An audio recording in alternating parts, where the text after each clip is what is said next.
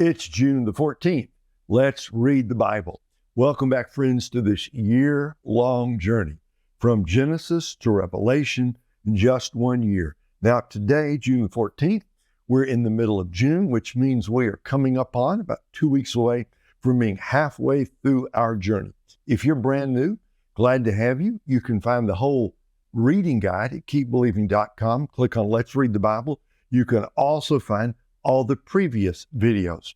Whether you're new or whether you've been with us from the beginning, welcome. I got a note last night from someone who said, my wife and I have not missed a single day. There are a number of people like that who have been watching these videos from the beginning. I got to tell you, that impresses me. I don't think I could do 365 days in a row like that. I think I'd be doing this the way I went through college and seminary. Do it for a while and then do a lot of cramming to try to catch up before the final exam. It doesn't matter whether you join late, whether you've been with us from the beginning, however you're doing it. If you're just dipping in, doesn't matter. We are so glad to have you. Now, we are in the heart of the book of First Chronicles. We made it past the 9 chapters of genealogy.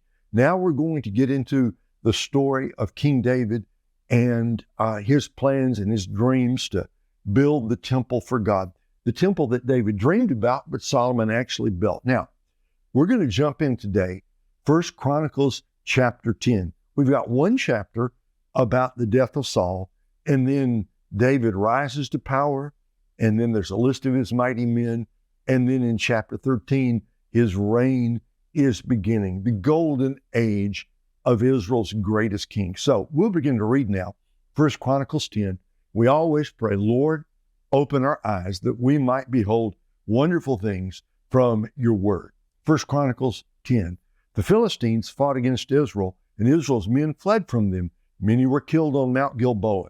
The Philistines pursued Saul and his sons and killed his sons, Jonathan and Benadab and Malchishua. When the battle intensified against Saul, the archers spotted him and severely wounded him.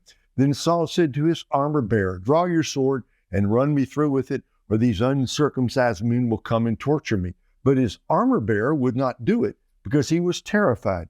Then Saul took his sword and fell on it. When this armor-bearer saw that Saul was dead, he also fell on his own sword and died. So Saul and his 3 sons died, his whole house died together. When all the men of Israel in the valley saw that the army had fled, and that Saul and his sons were dead, they abandoned their cities and fled. So the Philistines came and settled in them. The next day, when the Philistines came to strip the slain, they found Saul and his sons dead on Mount Gilboa. They stripped Saul, cut off his head, took his armor, and sent messengers throughout the land of the Philistines to spread the good news to their idols and the people. Then they put his armor in the temple of their gods and hung his skull in the temple of Dagon. When all Jabesh Gilead heard of everything the Philistines had done to Saul, all their brave men set out and retrieved the body of Saul and the bodies of his sons and brought them to Jabesh. They buried their bones under the oak in Jabesh and fasted 7 days. Saul died for his unfaithfulness to the Lord, because he did not keep the Lord's word. He even consulted a medium for guidance, but he did not inquire of the Lord. So the Lord put him to death and turned the kingdom over to David, son of Jesse. 1 Chronicles 11. All Israel came together to David at Hebron and said, here we are, your own flesh and blood. Even previously, when Saul was king, you were leading Israel out to battle and bringing us back. The Lord your God also said to you, you will shepherd my people Israel, and you will be ruler over my people Israel. So all the elders of Israel came to the king at Hebron. David made a covenant with them at Hebron in the Lord's presence, and they anointed David king over Israel, in keeping with the Lord's word through Samuel. David and all Israel marched to Jerusalem, that is Jebus. The Jebusites who inhabited the land were there.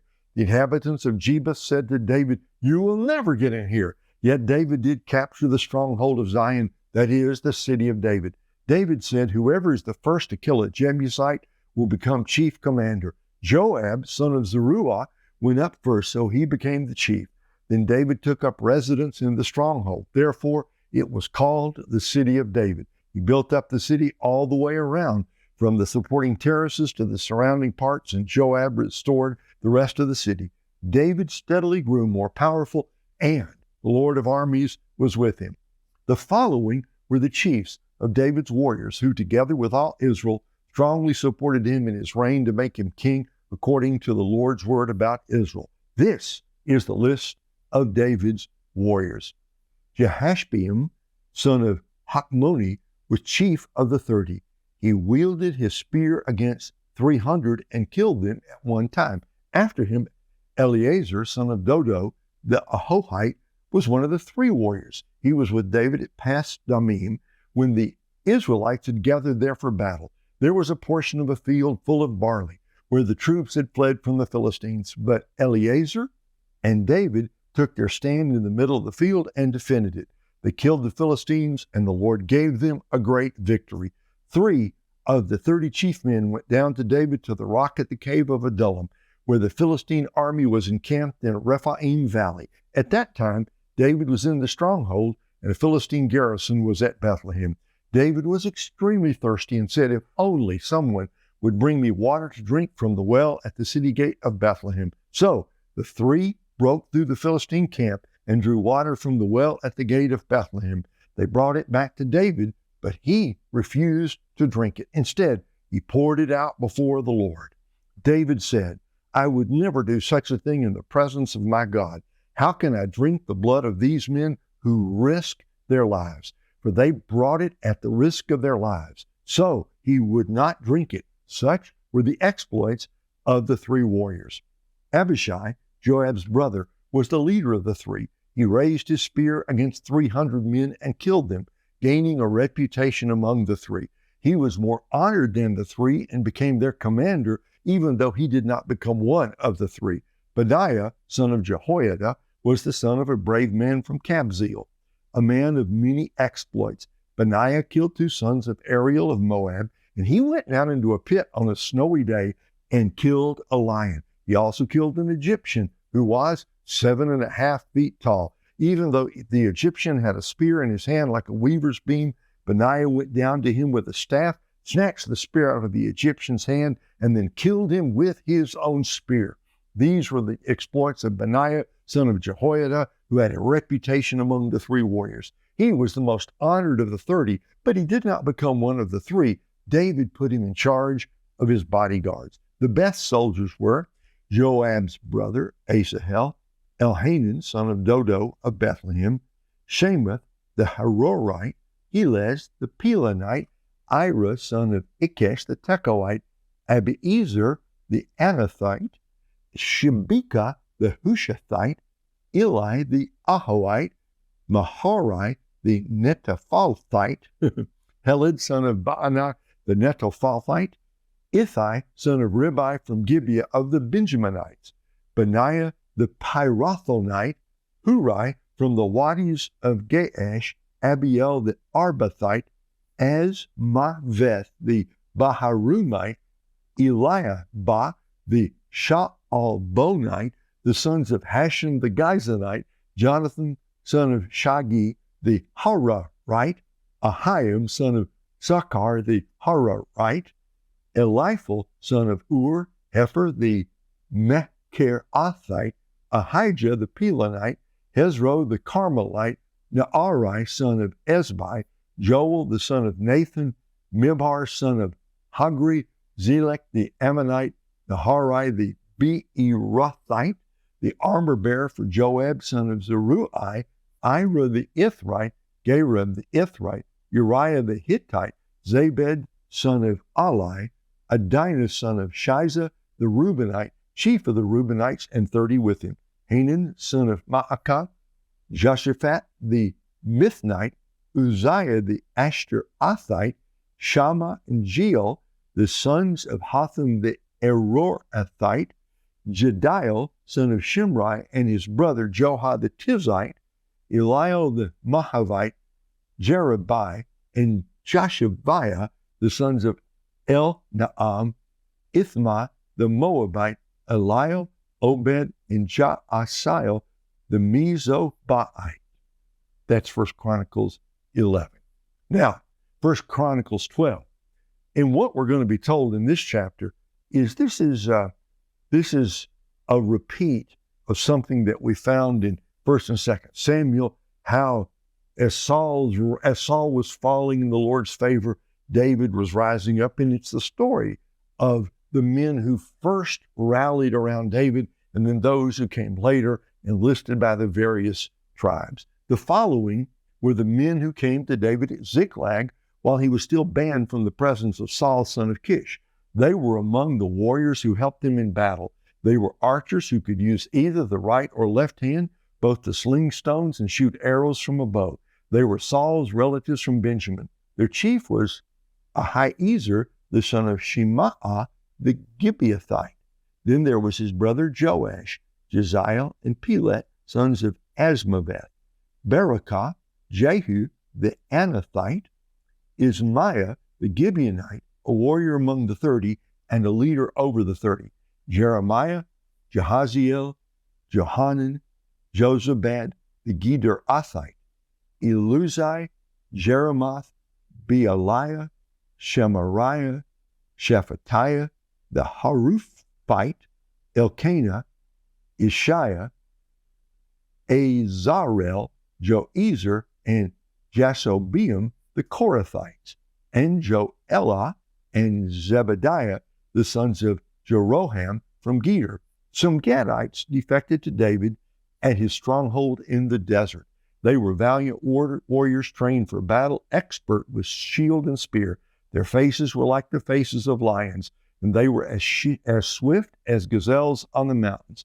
Ezer was the chief, Obadiah second, Eliab third, Mishmana fourth, Jeremiah fifth, Attai sixth, Eliel seventh, Johanan eighth, Elzabad ninth, Jeremiah 10th, and Matbani 11th. These Gadites were army commanders. The least of them was a match for 100, and the greatest of them for 1,000. These are the men who crossed the Jordan in the first month when it was overflowing all its banks, and put to flight all those in the valleys to the east and to the west. Other Benjaminites and men from Judah also went to David at the stronghold. David went out to meet them and said to me, "If you've come in peace to help me, my heart will be united with you. But if you've come to betray me to my enemies, even though my hands have done no wrong, may the God of our ancestors look on it and judge." Then the Spirit enveloped Amasai, chief of the 30, and he said, "We are yours, David. We are with you, son of Jesse. Peace, peace to you, and peace to him who helps you, for your God helps you." So David received them and made them leaders of his troops. Some Manassites defected to David when he went with the Philistines to fight against Saul. However, they did not help the Philistines because the Philistine rulers sent David away after a discussion. They said, "It will be our heads if he defects to his master Saul." When David went to Ziklag, some men from Manasseh defected to him: Adnah, Jozabad, Jediael, Michael, Jozabad, Elihu, and Zelethi, chiefs of thousands in Manasseh. They helped David against the raiders, for they were all valiant warriors and commanders in the army. At that time, men came day after day to help David until there was a great army, like an army of God. The numbers of the armed troops who came to David at Hebron to turn Saul's kingdom over to him, according to the Lord's word, were as follows. From the Judahites, 6,800 armed troops bearing shields and swords. From the Simeonites, 7,100 valiant warriors ready for war. From the Levites, 4,600, in addition to Jehoiada, leader of the house of Aaron, with 3,700 men. And Zadok, a young valiant warrior, with 22 commanders from his ancestral family. From the Benjaminites, the relatives of Saul, 3,000. Up to that time, the majority of the Benjaminites maintained their allegiance to the house of Saul. From the Ephraimites, 20,800 valiant warriors who were famous men in their ancestral tribes. From half the tribe of Manasseh, 18,000 designated by name to come and make David king. From the Issacharites, who understood the times and knew what Israel should do, 200 chiefs with all their relatives under their command. From Zebulun, 50,000 who could serve in the army, trained for battle with all kinds of weapons of war with one purpose, to help David. From Naphtali, 1,000 commanders accompanied by 37,000 men with shield and spear. From the Danites, 28,600 trained for battle. From Asher, 40,000 who could serve in the army trained for battle. From across the Jordan, from the Reubenites, Gadites, and half the tribe of Manasseh, 120,000 men equipped with all the military weapons of war. All these warriors, lined up in battle formation, came to Hebron wholeheartedly determined to make David king over all Israel. All the rest of Israel was also of one mind to make David king. They spent 3 days there eating and drinking with David, for their relatives had provided for them. In addition, their neighbors came from as far away as Issachar, Zebulun, and Naphtali came and brought food on donkeys, camels, mules, and oxen, abundant provisions of flour, fig cakes, raisins, wine, and oil, herds and flocks. Indeed, there was joy in Israel. 1 Chronicles 13. David consulted with all his leaders, the commanders of hundreds and of thousands. Then he said to the whole assembly of Israel, if it seems good to you, and if this is from the Lord our God, let's spread out and send the message to the rest of our relatives in all the districts of Israel, including the priests and Levites in their cities with pasture lands, that they should gather together with us. Then let's bring back the ark of our God, for we did not inquire of him in Saul's days. Since the proposal seemed right to all the people, the whole assembly agreed to it. So David assembled all Israel from the Shihor of Egypt to the entrance of Harmath to bring the ark of God from Kiriath Jearim. David and all Israel went to Baalah, that is Kiriath Jearim, that belongs to Judah, to take from there the ark of God, which bears the name of the Lord, who is enthroned between the cherubim. At Abinadab's house, they set the ark of God on a new cart.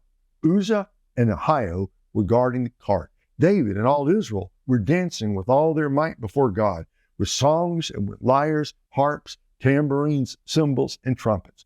When they came to Chidon's threshing floor, Uzzah reached out to hold the ark because the oxen had stumbled. Then the Lord's anger burned against Uzzah, and he struck him dead because he had reached out to the ark. So he died there in the presence of God. David was angry because of the Lord's outburst against Uzzah. So he named that place Outburst against Uzzah, as it is still named today. David feared God that day and said, how can I ever bring the ark of God to me? So David did not bring the ark of God home to the city of David. Instead, he diverted it to the house of Obed-Edom of Gath. The ark of God remained with Obed-Edom's family in his house for 3 months, and the Lord blessed his family and all that he had. There are so many things here.